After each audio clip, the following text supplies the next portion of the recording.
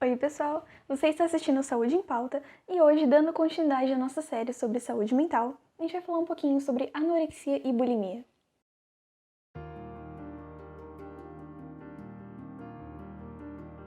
Bom, para começo de conversa, isso são transtornos psicológicos que devem ser tratados com psicólogo, ao contrário do que muita gente pensa que deve ser tratado com um nutricionista.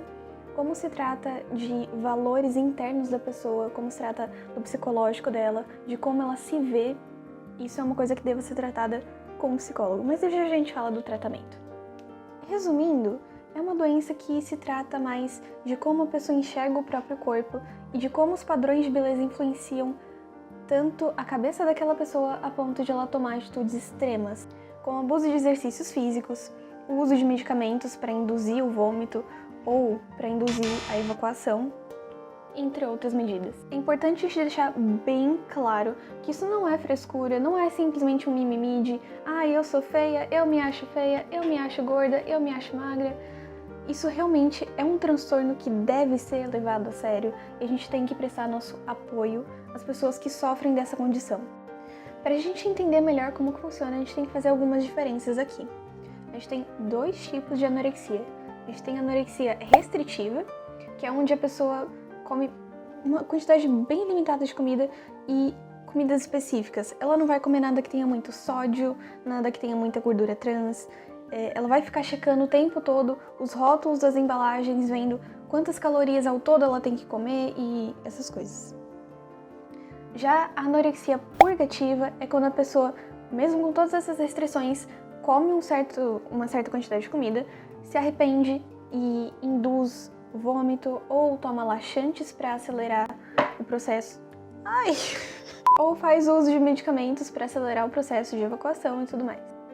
A bulimia se diferencia da anorexia purgativa pelo seu próprio comportamento. A bulimia tem uma característica muito mais de comer o que te der vontade de forma compulsiva, de forma exagerada, e depois ela se sente culpada por isso, e aí é que ela recorre a algum mecanismo externo.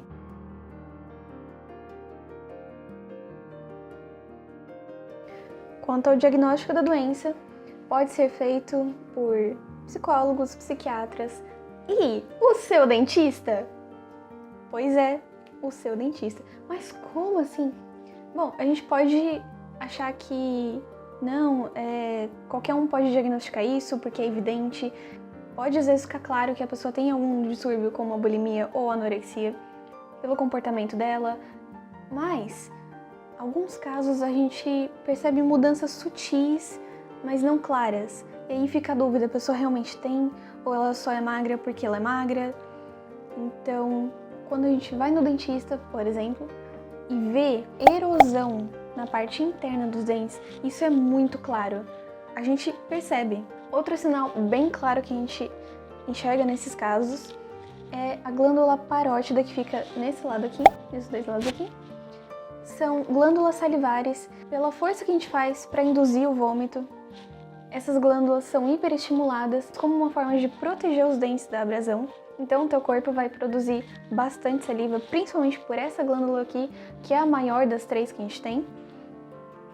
E isso é o que vai fazer com que elas fiquem proeminentes.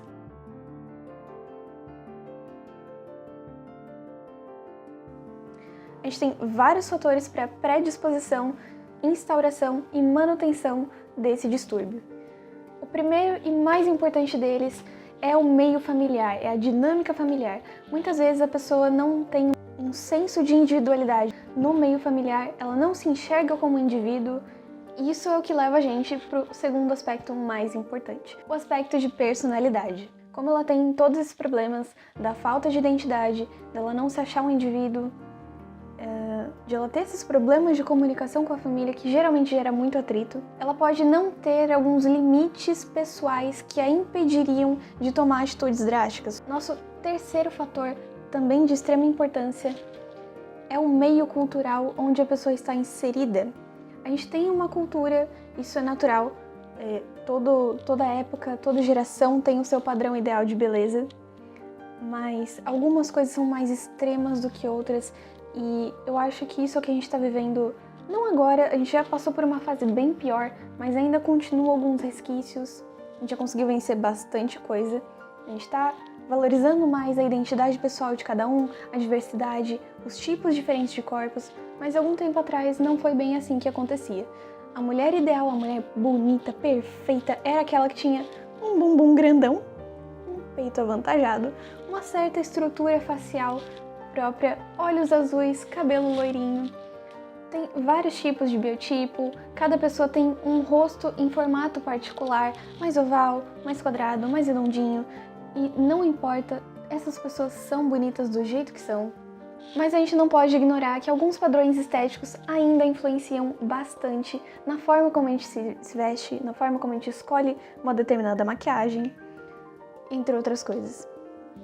E o meio cultural informa essas pessoas que você está gorda, você não deveria ter o peso que tem, você está feia. Porém, não é bem assim. A pessoa que tem esse distúrbio vai enxergar o corpo dela de uma forma totalmente diferente do que ele realmente é.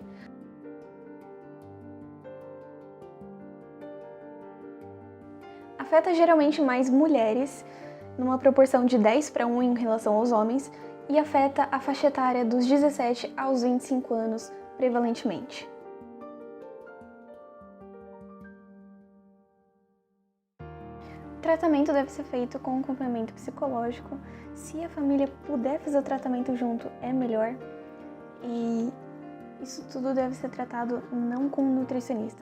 O nutricionista até pode passar algumas recomendações que não atrapalhem o tratamento psicológico, mas não é atribuição do nutricionista fazer esse acompanhamento. Esse acompanhamento psicológico vai tratar da relação que a pessoa tem com a comida, desassociando os sentimentos negativos da comida. Então, em vez da pessoa ter uma relação de amor e ódio com o que ela come, de ela ficar calculando cada coisinha que tem dentro de cada alimento e coisa e tal, ela vai conseguir focar nos valores nutricionais daquela comida, ao invés de associar aquilo com algum sentimento de culpa.